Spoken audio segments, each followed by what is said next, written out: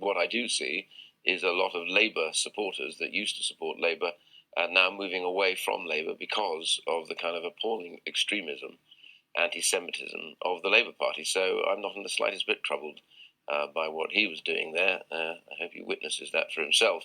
The reality for us as a party, and I heard your earlier questioning, is to make sure that we recognise there's a distinct difference between being supposedly in the centre ground and then also delivering on what democratically the majority of the public have actually voted for. It's not an extreme position to want to deliver Brexit for those who voted when they were promised that whatever they succeeded in voting for would be delivered.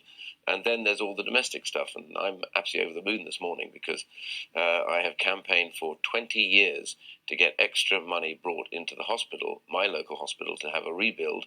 And finally today that 400 million has been announced, which is a huge fillip to all the doctors and nurses and people who work in Whipps Cross Hospital. And I'm over the moon that we've finally got a Conservative government, not a Labour government, a Conservative government, investing in the future of Whipps Cross Hospital. I think that's fantastic. You're talking there about the need to deliver Brexit, to deliver the result of the referendum. We've been speaking on the show quite a lot about the Ben Act, this idea that Parliament's compelled the Prime Minister to seek an extension rather than leave without a deal. Do you think that the Prime Minister should ignore Parliament if a deal can't be secured in time? Well, it's not really about ignoring Parliament. The question is really, what did Parliament vote for?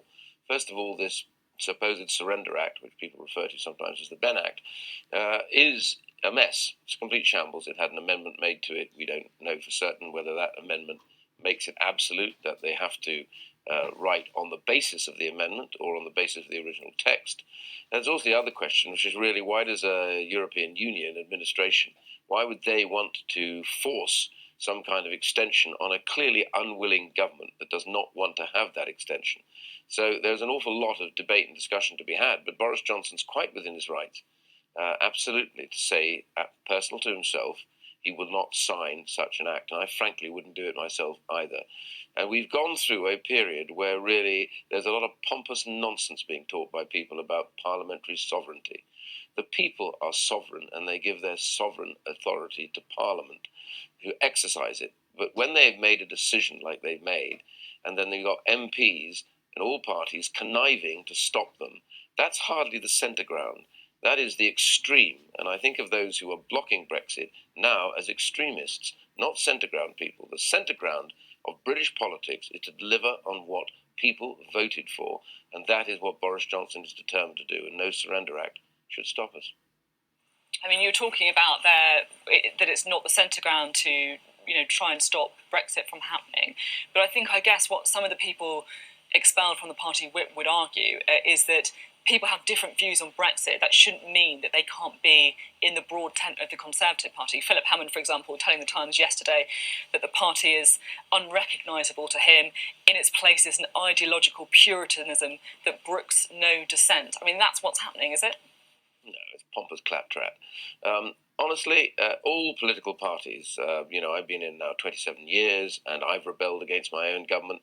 But there are times when the party says to you categorically, if there are specific issues around how you govern and how you take that forward, this is a vote of confidence. If you choose when it's clear for reasonable reasons, and after all, as one of your earlier guests said, the reason this was a vote of confidence because Parliament was seeking to take the power from government to actually legislate, which is almost completely unprecedented. Therefore, it's quite right that a government says it's a vote of confidence in the government if you vote to strip power from that government. Now, people like the ex-Chancellor and others, Oliver Letwin and co, know very well that had they been in any other time, they would have absolutely opposed such a motion.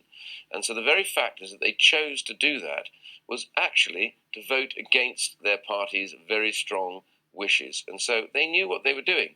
Now, I can remain friends with those individuals. I have much time for many of them, but I simply say to them, you now need to think about how you support your government, because that is the way back. I want to see as many as possible come back into the Conservative Party, but they must start supporting the party and the government. It is not an extreme government. To make stupid statements like that is to play wholly into the hands of a very extreme, anti-Semitic, nasty Labour Party, which many Labour voters, I saw in a poll today, don't want to have in power. So why would they want to play games with that? We need to defeat Jeremy Corbyn and deliver on the British people's vote.